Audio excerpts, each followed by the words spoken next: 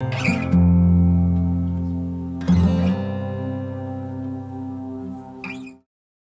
तर नेहमी एकच गोष्ट म्हणतो की ज्या ज्या वेळेला अनेक पदांवरती मी कामं केली, अनेक खुर्च्यांवर बसलो आणि अजूनही बसतो, पण ज्या वेळेला मी क्रिस्टलच्या माझ्या कार्यालयातल्या खुर्चीवर बसतो तेव्हा मी माझ्या आईच्या कुशीत बसल्याचा आनंद जो मला होतो तसा आनंद मला जगात कुठेही होतो। क्रिस्टल कंपनी ज्या वेळेला मी सुरू केली तेव्हा मला आठवतंय मी आणि माझी पत्नी 2001 साली, आता 25वे वर्ष सुरू होईल 10 ऑक्टोबर 2001ला आम्ही 35 लोकांनी कंपनी सुरू केली आणि आमच्या खिशामध्ये 1,38,000 रुपये नव्हते। मला आजही तो दिवस आठवतोय। घनदाट मामांच्या अभ्युदय बँकेमध्ये माझ्या आईचं तिचं मंगळसूत्र घाण ठेवलं। आईकडे थोडेसे पाटल्या बांगड्यांनी बाजूबंद त्यावेळेला समीर असायचे, त्यावेळच्या सर्व महिलांना ती सवय आवड होती, तेही मी घाण ठेवलं आणि 1,38,000 रुपये मी अभ्युदय कोऑपरेटिव्ह बँकेतून मी कर्ज घेतलं आणि तो व्यवसाय सुरू केला। आज म्हणता म्हणता 90,000 लोकांना आम्ही नोकरी दिली आणि फक्त फॅसिलिटी मॅनेजमेंट, म्हणजे मला आनंद या गोष्टीचा आहे की 90,000 कुटुंब आज माझ्याबरोबर जुडली आहेत आणि त्या 90,000 कुटुंबांचं घर या क्रिस्टलच्या माध्यमातून चालतं आहे। खूप मोठी एक मराठी माणसाची अचिव्हमेंट आहे। त्यामुळे सगळ्यांनी आलं पाहिजे आणि हा व्यवसाय एवढा सोपा आहे आणि हा व्यवसाय एवढा गरजवंत आहे, कारण मी जेव्हा हा व्यवसाय सुरू केला त्यावेळेला मी आणि माझ्या बायकोनी बसून ठरवलं होतं की आपण काहीतरी असं केलं पाहिजे जे रोज लोकांना लागतं। मग मी पहिला विचार केला की कुक्कुट पालन करूया। मग पुरो पोल्ट्री नावाची आमच्या मराठी माणसाच्या पोल्ट्री होती, त्याच्या पोल्ट्री बघून आलो। मग नंतर असं वाटलं की दुधाची डेअरी टाकावी, म्हणजे म्हशी गाई पाळाव्या, दुधाचा व्यवसाय करावा।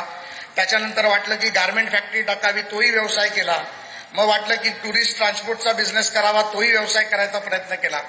पण कालांतराने एक लक्षात आलं की असा व्यवसाय आपण करायला पाहिजे ज्याची लोकांना गरज आहे आणि जी लोक स्वतःहून मागतील। आणि मग माझ्या डोक्यात 3 उदाहरणं आली आणि त्यापैकी एक उदाहरण होतं की मिनरल वॉटर। आजही आपण मिनरल वॉटर घ्यायला गेलो तर आपण सांगतो की मला बिस्लरी दे। बिस्लरी हा ब्रँड आहे, पण मिनरल वॉटर अनेक आता बनवतात, पण अनेक फॉरेन कंपनीज मिनरल वॉटर बनवतात, पण आजही आपल्या तोंडामध्ये येतं की बिस्लरी पाणी दे। तर तो एक ब्रँड त्यांनी तयार केला। आम्ही दात घासायला सकाळी उठलो की अनेक टूथपेस्ट आता आल्यात, आता अनेक इंटरनॅशनल ब्रँड्स पण मार्केटमध्ये आल्यात, पण आम्ही दुकानात जाऊन सांगतो की कोलगेट दे। हे अशा प्रकारचा ब्रँड आपला तयार झाला पाहिजे की ज्याची रोज सकाळी लोकांना गरज लागणार आहे आणि ज्याच्यातून माननीय देशाचे पंतप्रधानांचं स्वप्न होतं की रोजगार निर्मिती झाली पाहिजे आणि ती रोजगार निर्मिती देखील होणार आहे आणि एका माणसाला तुम्ही पगार दिल्यामुळे एक कुटुंब मोठं होणार आहे।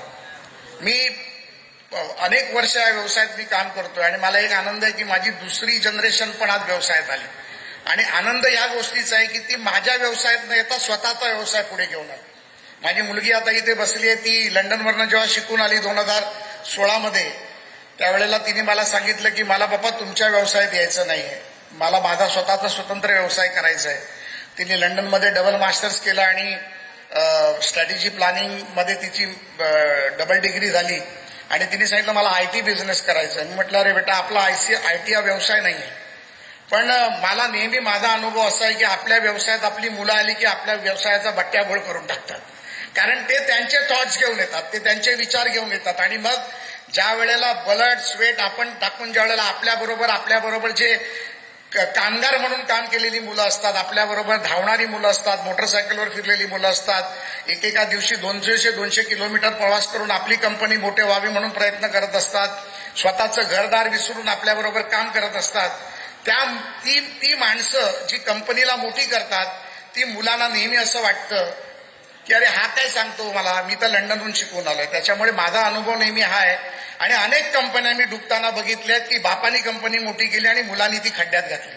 त्यामुळे मुलांनी स्वतःचं करावं या विचारातून मी मुलीला सांगितलं की तुला 5 कोटी रुपये दिले आणि त्या 5 कोटी रुपयाचा मी आज जुगाड खेळणार आहे। सक्सेस झालीस तर ते 5 कोटी आणि तो व्यवसाय तुझा, नुकसान झालं तर या कंपनीमध्ये पुन्हा नोकरी करायची आणि ज्या वेळेला मी सांगेन त्या दिवशी त्या कंपनीचं संचालक व्हायचं। तिने प्रयत्न केला, ती यशस्वी झाली। 2022 मध्ये मुलगा लंडनहून आला, त्यांनी HR मध्ये केलं। मला अपेक्षा होती की माझी जागा तो घेईल, कारण आज सगळ्यांच्या देवेंद्रजींच्या आणि सगळ्यांच्या आशीर्वादाने राजकारणामध्ये एक टप्पा मी गाठायला लागलो तर व्यवसायातून थोडा दूर व्हायला लागलो। पण त्यांनी देखील येऊन मला सांगितलं की पप्पा मला प्रोजेक्ट मॅनेजमेंट कन्सल्टन्सीचा आणि रेस्टॉरंट आणि हॉटेल्सचा बिझनेस करायचा आहे। त्याला देखील तसंच केलं, 5 कोटी रुपये दिले आणि तो पीएमसी मध्ये सक्सेस झाला आणि आज रेस्टॉरंट चेन मध्ये माझा मुलगा आणि मुलगी भारतातला सगळ्यात मोठा ब्रँड रेस्टॉरंटचा आहे, त्याचे आज आम्ही मालक आहोत. तो आहे बॅस्टिन्स. शिल्पा शेट्टीचा आणि आमचं आहे.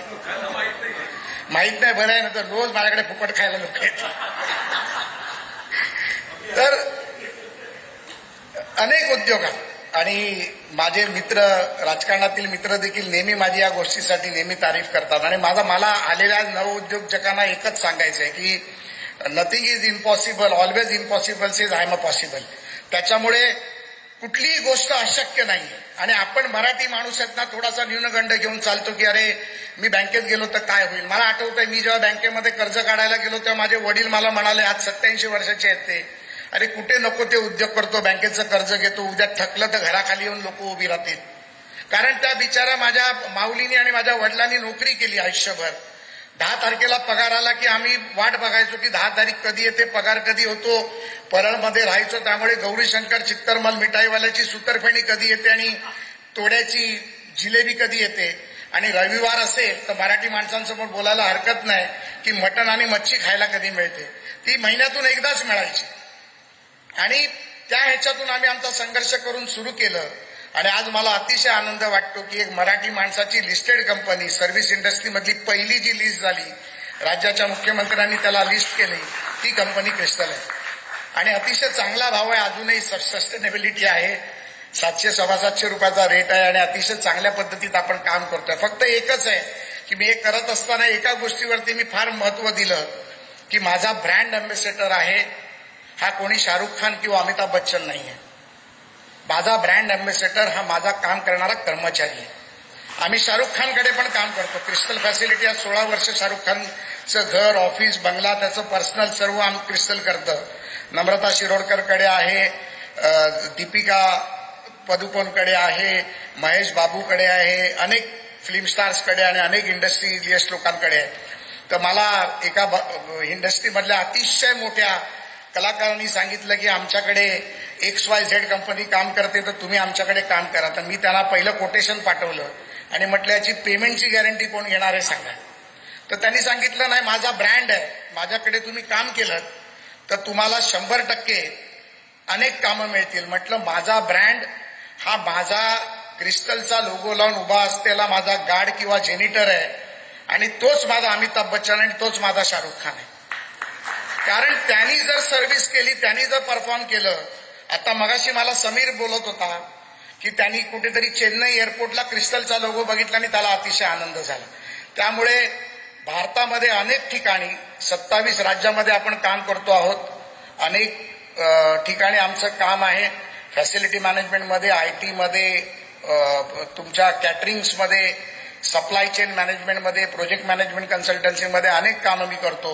फक्त माझं विनंती पुन्हा एकदा मराठी उद्योजक तरुणींना, आज तरुणी खूप जास्त दिसत आहेत उद्योग क्षेत्रात येणाऱ्या, माझी विनंती तुम्हाला एवढीच राहील आणि मार्गदर्शन देखील एवढंच राहील की तुम्ही काम करत असताना आत्मविश्वासाने काम करा आणि तुम्हाला जे करायचं आहे ते उद्दिष्ट साध्य करण्यासाठी काम करा. आणि ते उद्दिष्ट साध्य करत असताना थोडीशी रिस्क घ्यावीच लागते. ज्या विषयामध्ये रिस्क नसते त्या विषयामध्ये तुम्हाला यश मिळत नाही. आणि ज्या विषयामध्ये तुम्ही रिस्क घेता त्याच्यामध्ये जो सक्सेस मिळतो तो अनबिलिव्हेबल सक्सेस आपल्याला मिळत असतो.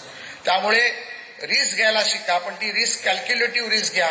यांनी हे केलं म्हणून मला ते करायला पाहिजे हे नका करू. एखाद्या विषयाचा अभ्यास करा, त्या अभ्यासातून त्या बिझनेसची डेप्थ विचारात घ्या आणि त्या डेप्थमधनं तुम्ही तुमचा व्यवसाय उभा करा. तुम्हाला जे काही मार्गदर्शन लागेल, सागरच्या कार्यालयात बंधनमध्ये पण आपण भेटू शकतो. माझ्या कार्यालयात आला तरी मी तुम्हाला वेलकम करीन.